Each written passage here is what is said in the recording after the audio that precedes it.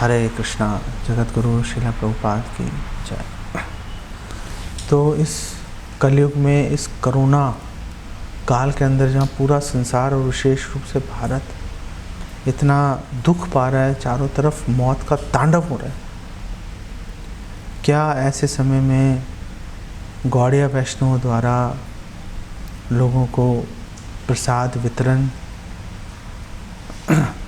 Hospital या medical सुविधाएं उनको देना क्या सही है या गलत है, हम उसके ऊपर चर्चा कर रहे हैं। तो पिछले वीडियो में भी हमने प्रभुपाद के अनेक प्रमाण हम लेके आए थे, प्रभुपाद के क्या विचार हैं, और उसी बात को हम आगे बढ़ाते हुए हम प्रभुपाद की कुछ और कोटेशंस हम शेयर करते हैं, डिस्कस करते हैं। फिर प्रभुपाद के अपने संस्मरण जो है निजी, उसके ऊपर बात करते हैं, और प्रभुपाद चेतावनियाँ दे रहे हैं, उस चेतावनी के ऊपर भी बात करेंगे। और फिर कुछ प्रश्न जो गौड़िया वैष्णव भी उठा रहे हैं, उन प्रश्नों के ऊपर बात करेंगे और कंक्लूजन लेकर आएंगे।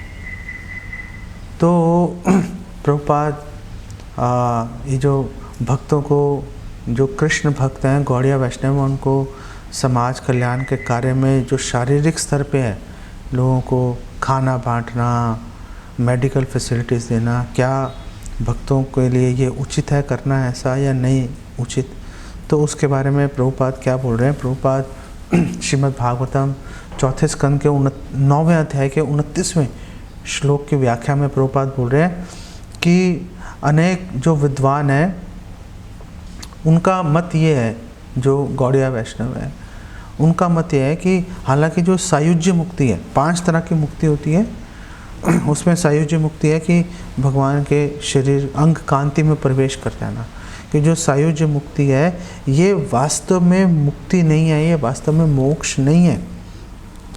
क्यों मोक्ष नहीं है? क्योंकि सायुज्य मुक्ति से व्यक्ति वापस भौतिक संसार में गिर सकता है, उसकी संभावना होती है।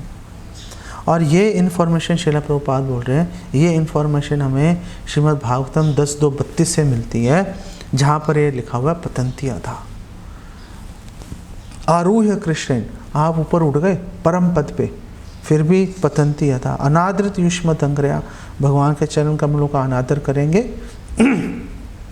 पतंती अधा नीचे गिर जाएंगे। इसका मतलब है, प्रभुपाद कह रहे हैं, इसका मतलब है वो दोबारा नीचे गिर जाएंगे। जो अद्वैतवादी, जो मायावादी दार्शनिक है, फिलॉसफर है, वो बहुत कठिन तपस्या करता है, और वो तपस्या के बल पर वो भगवान की जो ब्रह्म ज्योति है उसमें प्रवेश कर जाता है। लेकिन जो जीव है वो तो हमेशा प्रेम पूर्ण व्यवहार करना चाहता है। तो फिर ये जो अद्वैतवादी जो दार्शनिक है, ये ऊपर तो उठ जाता है, ब्रह्म ज्योति में प्रवेश कर जाता है, लेकिन क्योंकि वहाँ पे वो भगवान का संग नहीं कर पाता, भगवान से वार्तालाप नहीं कर पाता, भगवान की प्रेममयी सेवा नहीं कर पाता, तो इस भौतिक संसार में गिर जाता है। तो जो भौतिक संसार में गिर जाता है, प्रभुपाद बोल रहे हैं कि जो उसकी जो सेवा की जो लालसा है, सेवा की जो भावना है, वो कैसे पूरी होती है?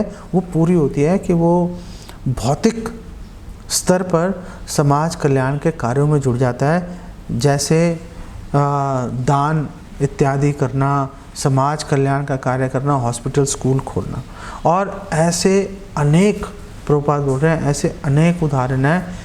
इवन जो बड़े बड़े मायावादी सन्यासी हैं वो भी इसका शिकार बन जाते हैं। प्रभुपाद रीज़न देते हैं कि आखिर जो एक अध्यात्मवादी है वो कैसे भौतिक समाज कल्याण के स्तर पे नीचे गिर जाता है। तो प्रभुपाद एक लेक्चर दे रहे हैं नेल्लोर, वहाँ पे प्रभुपाद लेक्चर दे रहे हैं 4 जनवरी 1976 को, और प्रभुपाद बोल रहे हैं कि आप बहुत ऊंचा आकाश में उड़ सकते हो, लेकिन अगर आपको किसी ग्रह पे, अगर आपको शेल्टर, आपको ठिकाना नहीं मिला तो क्या होगा? ऐसे ही आप बहुत ऊंचे आध्यात्मिक प्रगति कर सकते हो, ब्रह्मन अहम ब्रह्मास्मि इसको समझ सकते हो, लेकिन अगर आपको भगवान के चरण, भगवान कृष्ण के चरण कमलों की अगर शरण नहीं मिली तो फिर आप नीचे गिर जाओगे। दैट इज़ अ फैक्ट, ये निश्चित रूप से होगा। इसमें कोई भी शंका नहीं है कि वो पता नहीं होगा या नहीं होगा, निश्चित रूप से हो के रहेगा। और प्रभुपाद ने बोला मैंने अनेक सन्यासियों को देखा है ऐसे, उनका पतन होते हुए, उनका फॉल डाउन होते हुए वो भौतिक संसार का त्याग कर देते हैं। ब्रह्म सत्यम जगत मिथ्या, कि ब्रह्म सत्य है, जगत झूठा है, फॉल्स है, मिथ्या है, लेकिन फिर भी कुछ सालों के बाद वो वापस इस मिथ्या संसार में, मिथ्या जगत में आ जाते हैं और स्कूल हॉस्पिटल खोलना शुरू कर देते हैं। अगर ये जगत मिथ्या है तो फिर आप क्यों स्कूल और हॉस्पिटल खोल रहे हो? इसका मतलब प्रभुपाद बोल रहे हैं, इसका मतलब है कि आपको वास्तव में ब्रह्म साक्षात्कार हुआ नहीं था। आप सोच रहे थे कि मुझे ब्रह्म साक्षात्कार हो गया, लेकिन वास्तव में ब्रह्म साक्षात्कार आपको हुआ नहीं था। भागवतम 6.14.5 के पुरपोट व्याख्या में प्रभुपाद बोल रहे हैं कि मोक्ष की इच्छा होना अलग बात है, कि मोक्ष की मेरी इच्छा है, लेकिन आपको मुक्ति प्राप्त हो गई, मोक्ष प्राप्त हो गया, ये आवश्यक नहीं है। इच्छा से प्राप्त नहीं हो जाता, उसके बहुत ही दुर्लभ है। प्रभुपाद बोल रहे हैं बहुत दुर्लभ है कि किसी को मोक्ष प्राप्त हो गया। और वास्तव में बहुत लोग संन्यास ले लेते हैं मोक्ष प्राप्त करने के लिए, मुक्ति प्राप्त करने के लिए, लेकिन क्योंकि वो इम्परफेक्ट होते हैं, क्योंकि उनमें कई दोष होते हैं, कई कमियां होती हैं, तो वो वापस नीचे गिर जाते हैं और आकर्षित हो जाते हैं किसके प्रति? या तो स्त्रियों के प्रति आकर्षित हो जाते हैं, या भौतिक कार्यों के प्रति आकर्षित हो जाते हैं, या समाज कल्याण के प्रति आकर्षित हो जाते हैं। ये प्रभुपाद इसके बारे में बात कर रहे हैं। और प्रभुपाद नेक्टर ऑफ डिवोशन के चैप्टर 1 में प्रभुपाद बात कर रहे हैं। प्रभुपाद कह रहे हैं देखो, जो व्यक्ति पूरी तरह से कृष्ण भावना भावित है वो कभी भी किसी भी भौतिक धरातल पर नहीं उतरेगा, कभी भी किसी भी भौतिक धरातल पर नहीं उतरेगा। भौतिक धरातल पर आकर काम करने का मतलब है उसका पतन हो गया उसका।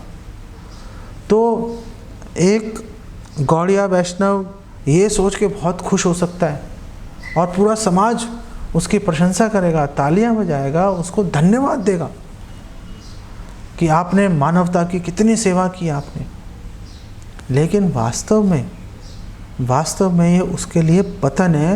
वो आध्यात्मिक स्तर से नीचे गिर के भौतिक स्तर पे आ गया। और प्रभुपाद बोल रहे हैं चाहे ये जो समाज कल्याण का कार्य है, भौतिक स्तर पे आना चाहे कितना ही आकर्षक क्यों ना हो, फिर भी एक भक्त को ये समझना चाहिए कि कोई भी भौतिक समाज कल्याण का कार्य कृष्ण भावनामृत के स्तर पर जो आध्यात्मिक कार्य है उससे कोई तुलना उसकी नहीं की जा सकती। वो अलग है, ये अलग है।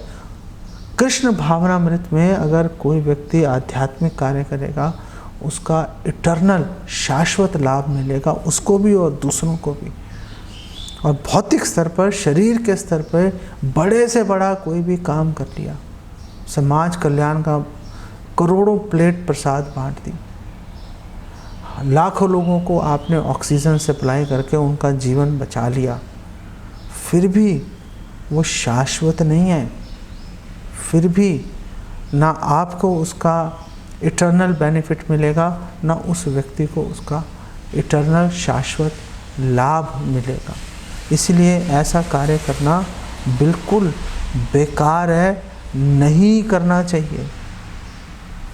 और प्रभुपाद नेक्टर ऑफ डिवोशन के चैप्टर 5 में प्रभुपाद बोल रहे हैं कि देखो, भागवतम और दूसरे जो हमारे वैदिक शास्त्र हैं उससे हमें ये शिक्षा मिल रही है कि अगर कोई व्यक्ति बस कृष्ण भावना भावित बना रहे और अपनी भक्ति अच्छे से करे, वो ऐसे व्यक्ति से जो कि नैतिक, सामाजिक कल्याण के कार्यों में, सोशल वेलफेयर एक्टिविटीज़ में जो लोग हैं, उनसे ये समझना चाहिए कि उनसे बहुत ही उच्च स्तर पे वो स्थित है। कोई उसकी तुलना नहीं हो सकती, कोई उसकी तुलना नहीं हो सकती। लेकिन ये बहुत अट्रैक्टिव है, बहुत व्यक्ति को खींच लेता है अपनी तरफ। तो आखिर ऐसे अट्रैक्शन से हम कैसे बच सकते हैं? ऐसे अट्रैक्शन से कोई ये कह सकता है, कोई व्यक्ति ये बोल सकता है कि देखो हम तो प्रभावित नहीं हो रहे, हमें तो फ़र्क नहीं पड़ रहा, हम तो समाज कल्याण का कार्य कर रहे हैं, सिर्फ लोगों की भलाई के लिए हम आध्यात्मिक स्तर पर स्थित हैं,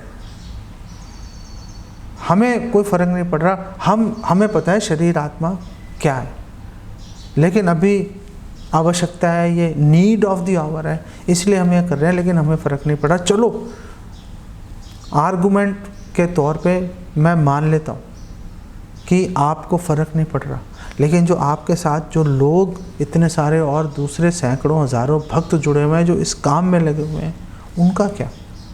उनकी गारंटी कौन लेगा? आप प्रभावित नहीं हुए मान लेता हूँ, लेकिन जो लोग आपसे जुड़े हुए हैं, जो आपको देखकर जो आपसे मोटिवेटेड है, उन लोगों को जो आपसे प्रेरणा ले रहे हैं, वो लोग तो, उन लोगों की कोई गारंटी आप नहीं ले सकते कि ये लोग नहीं सोचेंगे, ये लोग ये नहीं सोच लेंगे कि यही बेस्ट काम है, इसी पे फोकस करते हैं। आसान भी है, सामने कर रहे हैं, उसका फल भी दिखाई दे रहा है। आसान भी है, हम प्रीचिंग कर रहे हैं, पता नहीं उसका फल दिखेगा नहीं दिखेगा, पता नहीं, श्रद्धा की बात है, लेकिन ये तो सामने दिख रहा है। हमने खाना दिया, उसने खाया, पेट भर गया, उसने हमें धन्यवाद दिया, आशीर्वाद दिया, बात खत्म हो गई। उसको कैसे समझाओगे? उन हज़ारों लोगों को आप कैसे उसकी गारंटी लोगे जिनके पास आप ये कार्य करने के लिए डोनेशंस लेने के लिए जा रहे हो?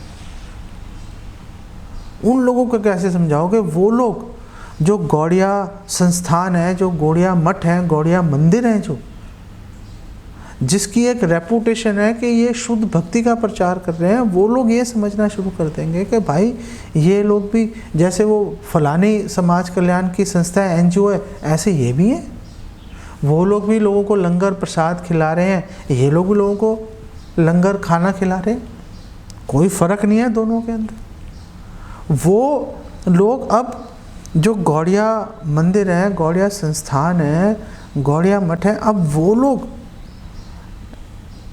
हमारे मंदिरों को अब वो शुद्ध भक्ति का केंद्र नहीं समझेंगे।